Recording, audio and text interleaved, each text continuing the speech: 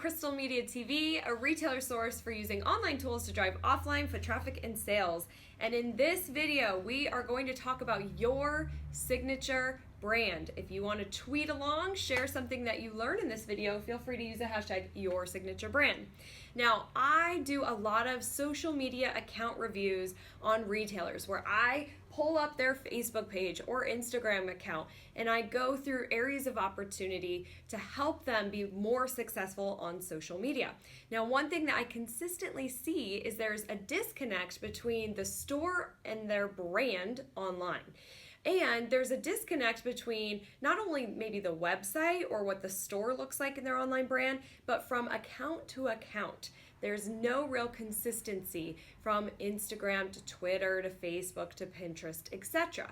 So I'm going to give you 3 tips to create your signature brand look on social media. Number 1 is photos. So you should be taking photos of the products that you sell in store, right? If you could take pictures of everything that you have on sale, or at least new product arrivals as it comes in, and create photo albums, because we want to take the physical world and bring it to the digital world and show people what's available. Now, when you're taking your photos, you should have a signature look as far as, are people wearing it? What kind of angles are you using for your products? If you don't have something that people can wear, I do recommend wearing it if you can. But if you're a furniture store, then maybe you're taking specific pictures, specific angles that you always take. You always do those angles. I would make sure that you're taking pictures in familiar places too. Like, I'll see a lot of retailers will go outside of the store. So the store sign is in the picture, which is great branding. And then maybe it's against a brick wall and then they're holding or wearing whatever it is that they're promoting. But they do that consistently every season. So you'll see fall and summer and winter in there. It creates this consistency to where when I'm swirling on Instagram and I see that photo outside their store and that brick wall, I know exactly who that retailer is. So it creates that recognition. Another way is just making sure you have the same kind of lighting, and I'll tell you, outside lighting will work best for your photos. And then also, if you use Instagram, using the same filter.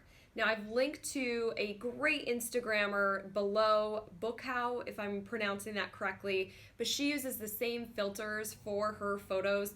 I've noticed that she actually edits them on her computer first versus choosing a filter through Instagram.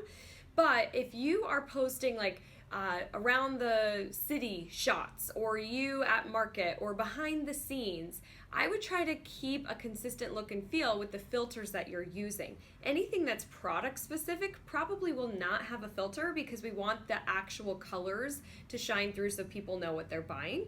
But keep that in mind if you were to scroll through your Instagram account or your photos. Do they have a consistent look and feel to where I could look at it and know that it came from your store? Number 2 is emojis and symbols. We now live in a world where we speak in emojis. We have a client, Strawberry Fields, where they will use the strawberry emoji in all of their Instagram posts, and it's in their bio on Instagram, and they use it for different platforms out there on social media.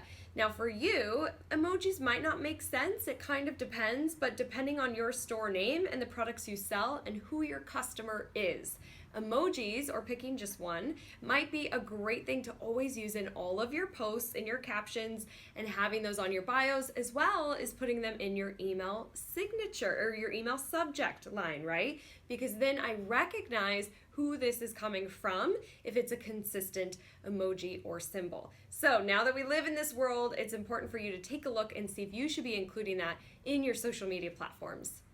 Finally, number 3 is fonts.